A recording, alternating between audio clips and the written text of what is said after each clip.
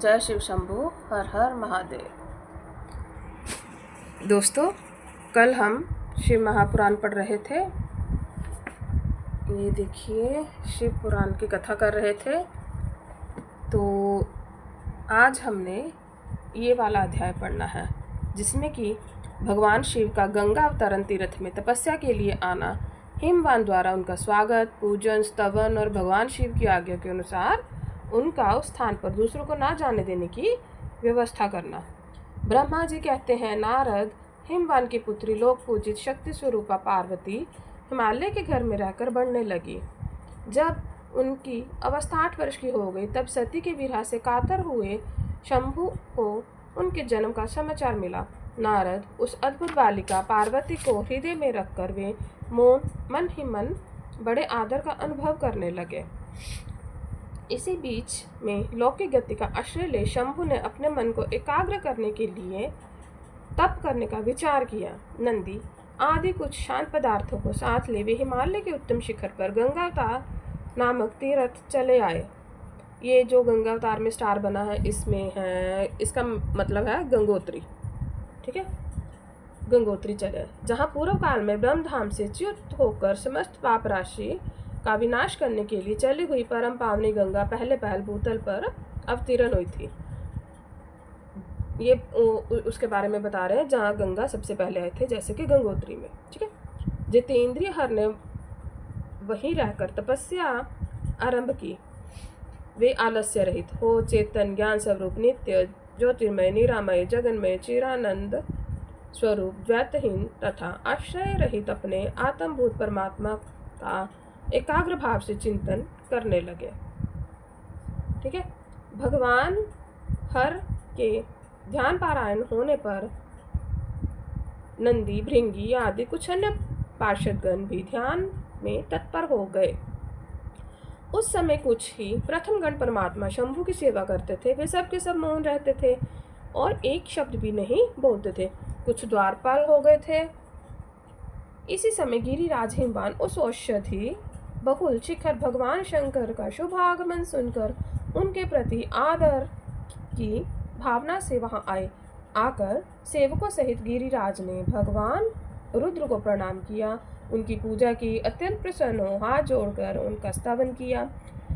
फिर हिमालय ने कहा, प्रभु, मेरे सौभाग्य का उदय हुआ है जो आप यहाँ पधारे। आपने मुझे सनाथ कर दिया।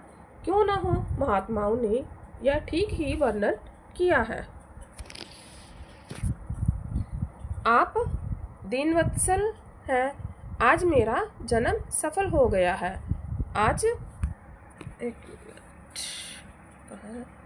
मेरा जीवन सफल हो गया है और आज मेरा सब कुछ सफल हो गया है, क्योंकि आपने यहाँ पदार्पण करने का कष्ट उठाया है। महेश्वर, आप मुझे अपना दास समझकर शांता भाव से मुझे सेवा के लिए आज्ञा दीजिए। मैं बड़ी प्रसन्नता से अन्यचित होकर आपकी सेवा करूँगा। ब्रह्मा जी कहते हैं, नारद, गिरिराज का यह वचन सुनकर महेश्वर ने किंचित आंखें खोली, सेवकों सहित हिमवान को देखा। सेवकों सहित गिरिराज को उपस्थित देख ध्यान योग में स्थित हुए जगदीश्वर वृषभध्वज ने मुस्कुराते हुए से कहा।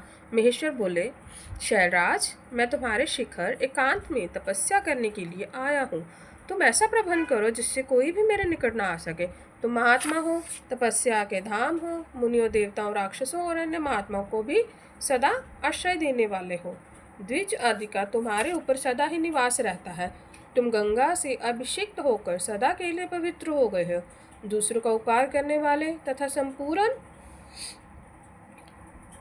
पर्वतों के सामर्थ्यशाली राजा गिरिराज, मैं यह गंगा अवतरण स्थल में तुम्हारे आश्रित हो कर आत्म संयम पूर्वक बड़ी प्रसन्नता के साथ तपस्या करूंगा। शैलराज, गिरिश्रेष्ठ, जिस साधन से यह मेरी तपस्या बिना किसी विघ्न बाधा के चालू रह सके, उसे इस समय प्रयत्न पूर्वक करो। पर्वत पर मेरी यही सबसे बड़ी सेवा है। तुम अपने घर जाओ और मैंने जो कुछ कहा है उसका उत्तम प्रीति से यत्नपूर्वक प्रबंध करो। ब्रह्मा जी कहते हैं, नारद ऐसा कहकर सृष्टिकर्ता जगदीश्वर भगवान शंभु चुप हो गए। उस समय गिरिराज ने शंभु से प्रेम पूर्वक यह बात कही, जगन्नाथ परमेश्वर, आज मैंने अपने प्रदेश में स्थित हुए आपका स्वागत पूर्वक पूजन किया है। यही मेरे लिए महान सौभाग्य की बात है। आप अपने से और क्या अपना अब आपसे और क्या प्रार्थना करूं महेश्वर। कितने ही देवता बड़े बड़े यत्न का आश्रय ले महान तप करके भी आपको नहीं पाते। वे भी आप यहाँ स्वयं उपस्थित हो गए। मुझसे बढ़कर श्रेष्ठ सौभाग्यशाली पुण्य आत्मा दूसरा कोई नहीं है, क्योंकि आप मेरे पृष्ठभाग पर तपस्या के लिए उपस्थित हुए हैं। परमेश्वर, आज मैं अपने को देवराज इंद्र से भी अधिक भाग्यवान मानता हूँ, क्योंकि सेवकों सहित आपने यहाँ आकर मुझे अनुग्रह का भागी बना दिया। देवेश, आप स्वतंत्र हैं, यहाँ बिना किसी विघ्न बाधा के उत्तम तपस्या कीजिए। प्रभु, मैं आपका दास हूँ, अतः आपकी आज्ञा के अनुसार सेवा करूँगा। ब्रह्मा जी कहते हैं, नारद ऐसा कहकर गिरिराज हिमालय तुरंत अपने घर को लौट आए। उन्होंने अपनी प्रिया मैना को बड़े आदर से यह सारा वृत्तांत कह सुनाया। तत्पश्चात शैलराज ने जाने वाले परिजनों तथा समस्त सेवकगणों को बुलाकर उन्हें ठीक ठाक समझाया। हिमालय बोले, आज से कोई भी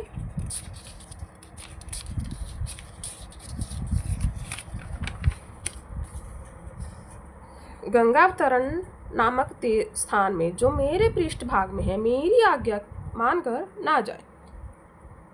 यह मैं सच्ची बात कहता हूँ। यदि कोई वहाँ जाएगा तो उस महादुष्ट को विशेष दंड दूंगा।